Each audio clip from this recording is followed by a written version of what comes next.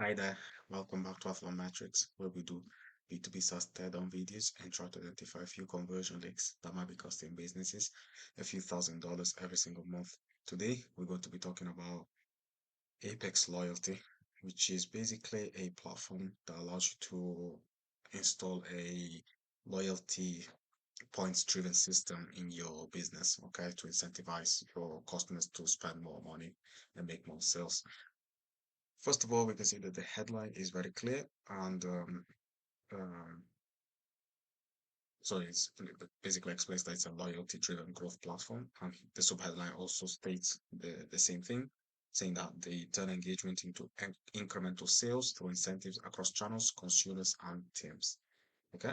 Also, as soon as you scroll down, you can see a very good element of credibility through the five-star ratings platforms like Salesforce, Apex Change, um, the High Performer Award from G2 or reviews from Captara, so really strong. And here you have more credibility in terms of the brands that we've already worked with. Here they go more in depth about how it works, about basically they're able to uh, offer incentive automatically and also help with your marketing campaigns. Right, so they go more in depth here.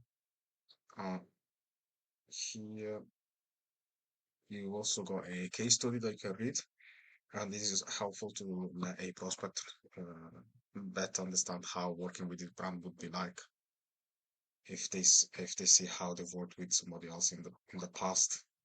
Here they've got really more powerful stats in terms of the 3 million plus members engaged and the 39% increase in sales due to the incentive automation and things like this. Again, more credibility with the brands that they worked with. And the cool thing as well is that if you actually click on each brand, it will switch to the specific testimonial of the brand. So that is really good as well.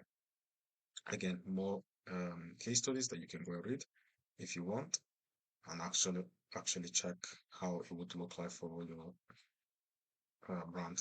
And this then goes to the end of the homepage. What we'll say is potentially they could have added a frequently asked questions at the bottom of the page to handle any objection that a prospect might have, and potentially a contact form at the top to increase the number of opt-ins by offering a lead magnet as well.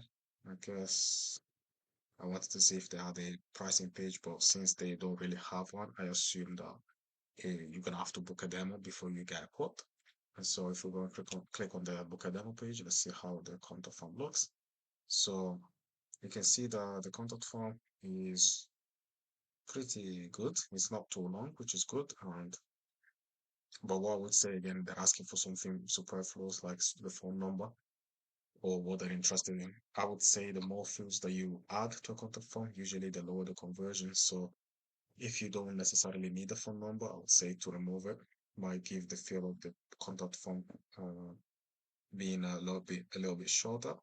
But what they do well here is that they add again the credibility elements that we've talked about before.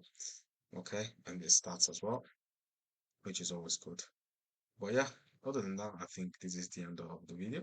I hope you guys like this. And if you are a SaaS founder and you would like help with increasing your conversions, click on the link down below. Other than that, I hope you have a nice day and I will see you in the next video. Bye.